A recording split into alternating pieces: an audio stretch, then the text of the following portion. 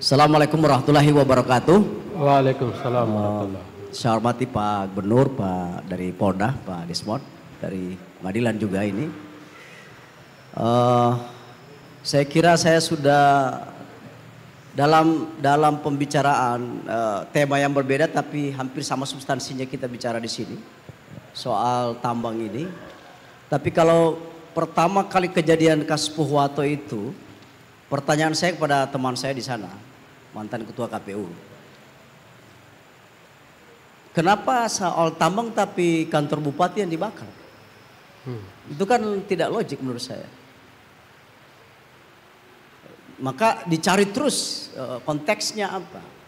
Kenapa tidak sekaligus perusahaan tambangnya yang dibakar? Tapi kan awalnya dari situ kan Pak Mades. Kenapa tidak dikonsentrasikan saja di situ? Karena sasarannya kan adalah perusahaan tambang itu yang masih terus tarik ulur dalam tali asli. Tapi saya melihat ada faktor lain. Mungkin karena ini takdirnya Pak Ismail. Beliau memang pejabat di sana lama. Dan nanti beliau jadi penjabat gubernur di sini. Ini pecah. Padahal sudah lama. Saya mengamatinya memang udah lama ini. Bahkan di beberapa medsos itu teman-teman aktivis itu sedang memprotes teman-teman aparat yang tadi yang sempat dibicarakan oleh Pak Aprianto itu. Tapi diklarifikasi oleh Pak Desmond. Karena itu memang dengan pandangan saya seperti itu, insya Allah ini sebenarnya saya memprediksi memang Pak penjabat gubernur yang diminta untuk turun tangan di sini. Pertama yang beliau adalah orang yang tahu persis sosial di sana, yang sudah lama menjabat di sana. Tentu pendekatan-pendekatan Pak Gubernur memahami bagaimana caranya untuk bisa menyelesaikan itu. Karena apa? Tadi disebut oleh Pak Nixon. Karena saya lihat sebetulnya ini peran mediatornya tidak jalan. Dan mediatornya itu adalah pemerintah. Ini kan masyarakat dan perusahaan. Di dalam restoratif justice itu peran mediator itu sangat penting. Bagaimana mengolah satu komunikasi dan informasi yang dia dapat dari pihak sebelah dengan pihak yang sebelahnya untuk dia jadikan titik temu. Dan itu perlu sekali negosiasi itu Pak. Makanya dalam pandangan saya mengapa tiba-tiba tidak ada dalam surat unjuk rasa kantor bupati dan kantor DPRD, lalu tiba-tiba masyarakat menuju ke sana. Berarti sebelumnya kalau kita lihat beberapa record di mana ada diskusi di DPRD, terjadi satu ketegangan bahkan sampai terjadi adu jotos itu. Menurut saya adalah memang masyarakat sudah memberi kepercayaan pada pemerintah untuk memediasi itu. Pemerintah Pohuwato maksudnya. Bahkan penjelasan dari ketua DPRD kalau saya lihat di media itu, dia menjelaskan apa yang dia sudah upayakan. Tapi itu kan terjadi satu debat yang cukup tidak ada ujungnya pada saat itu. Oleh karena itu, memang bicara tambang ini selalu saya bilang sama mahasiswa, tambang ini saya memandang dua hal. Negara kita ini negara hukum, tapi juga dia negara kesejahteraan. Artinya orang menambang itu cari kesejahteraan. Tetapi di dalam mencari kesejahteraan juga harus kita lihat norma-norma hukum yang berlaku di sana. Oleh karena itu kecermatan dan kecerdasan pemerintah di dalam menangani persoalan ini itu sangat dibutuhkan. Dan insya Allah pemerintah provinsi yang sekarang diberi beban. Karena pemerintahan Pohuwato itu mengalami antras. Kira-kira begitu ya. Antras, ada ketidakpercayaan. Kenapa ketidakpercayaan? Indikatornya adalah kantornya dibakar. Dengan demikian, kita bisa membuat satu tesis, satu kesimpulan bahwa kali ini memang pemerintah provinsi yang diminta untuk turun tangan. Menangani ini, memediasi ini. Dan tadi kita sudah mendengar penjelasan Pak Gubernur. Bahkan negosiasinya yang tadinya sudah ditutup dari 623 tapi sudah dibuka kembali untuk memberi tali asi kepada yang lain. Memang ini mesti agak sedikit hati-hati menangani ini. Apalagi sampai dengan hari ini kami masih mendengar akan terus ada aksi itu. Nah ini saya setuju bahwa kita melihat persoalan ini tidak boleh ansih normatif. Kalau kita norma hukum saja, pasti akan ada arogansi. Arogansi corporate yang memiliki izin konsesi dan izin eksplorasi, bahkan izin eksploitasi.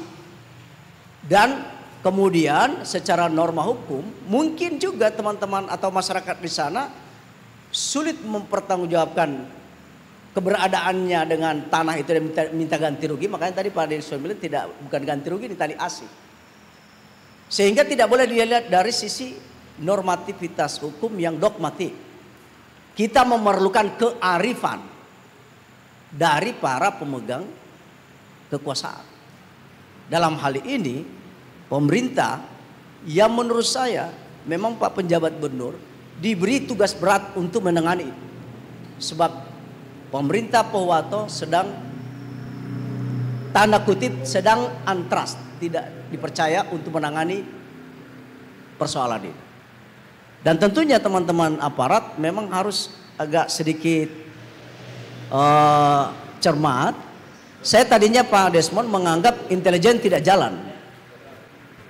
Saya tadinya begitu, sehingga ada orang mengatakan itu terjadi kecolongan.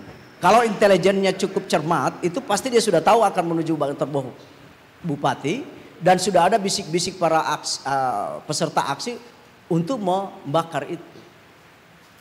Tiba-tiba muncul di situ pembakaran, saya itu miris sekali Pak. Karena kita juga pernah di pemerintahan di KPU. Saya lama di KPU di demo tidak ada sampai dibakar begitu Pak penjabat kan. Kok ini jadi ada kebakaran, itu seram Pak. Gorontalo teman saya bilang tadi dari Jawa, dia bilang seram sekali Gorontalo ya. Bakar-bakar kok bisa tembus barikade keamanan.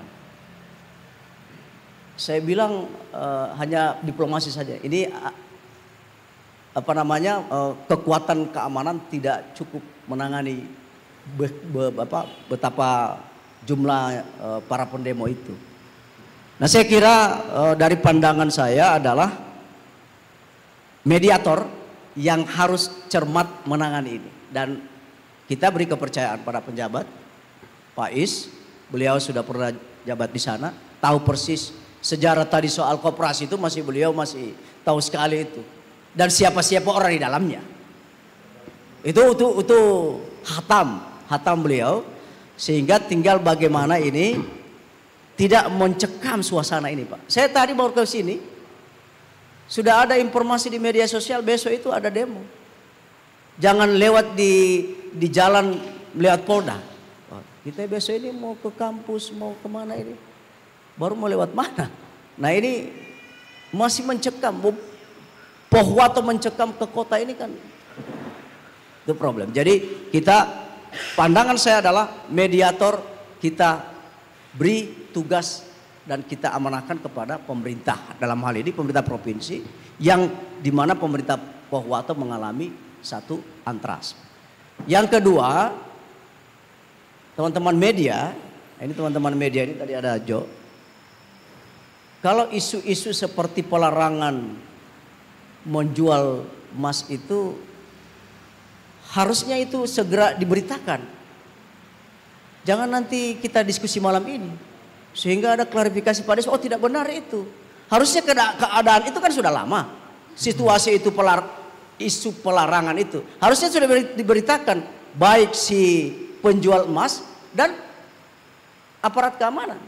Kan ketika ditanya kepada penjual emas, ini tidak ada yang jual karena dilarang.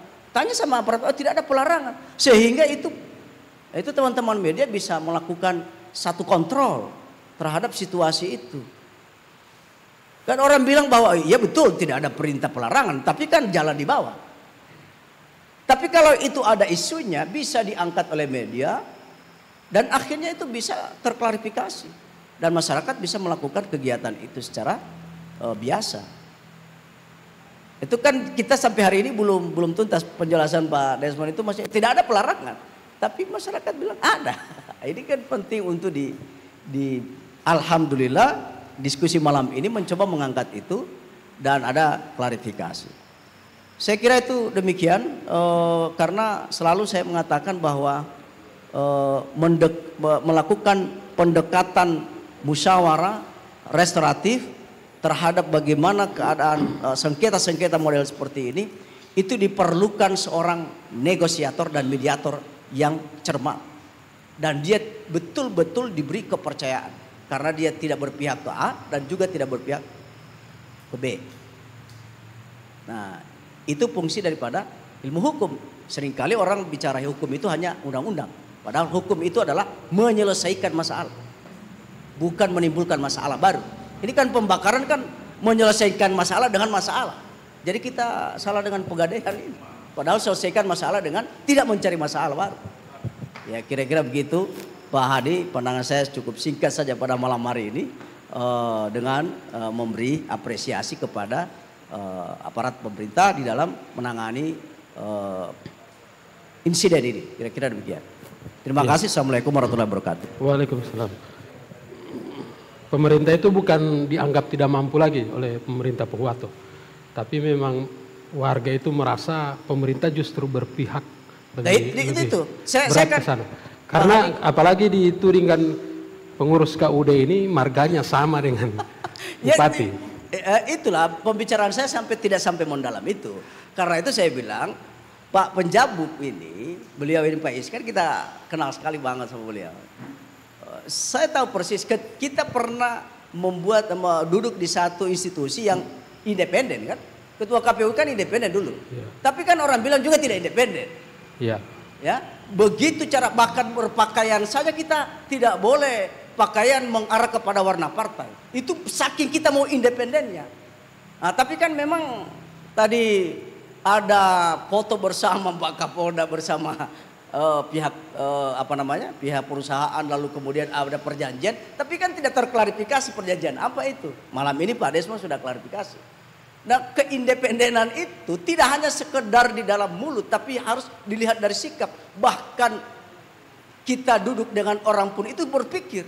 Kalau saya duduk dengan beliau ini ketua partai, dulu waktu ketua KPU, saya menghindar supaya itu kita betul-betul bersikap kelihatan independen.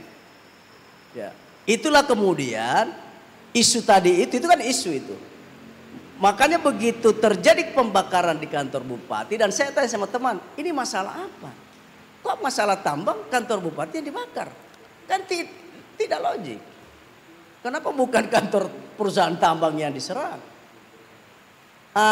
Lalu kemudian disitulah kemudian saya berkesimpulan bahwa ada ketidakpercayaan masyarakat terhadap pemerintah Pohuwato untuk menangani kebutuhannya, kepentingannya. Dan setelah direcord dari apa diskusi yang dilakukan oleh DPRD, terjadi debatable di situ, maka ternyata memang ini harus ditangani langsung oleh pemerintah di atasnya. Nah, ini tugas berat. Makanya menurut saya kalau pendekatan agama, hikmahnya nanti beliau penjabat gubernur ini pecah ini Pohuwato. Padahal ini sudah beberapa saya ikuti di media sosial itu Pak sudah menggejala itu Pak. Bahkan dulu itu beberapa eskapator itu sudah mau diserang oleh masyarakat. Karena mereka sudah cukup sabar cukup lama menunggu kompensasi. Kira-kira begitu Pak Hadi.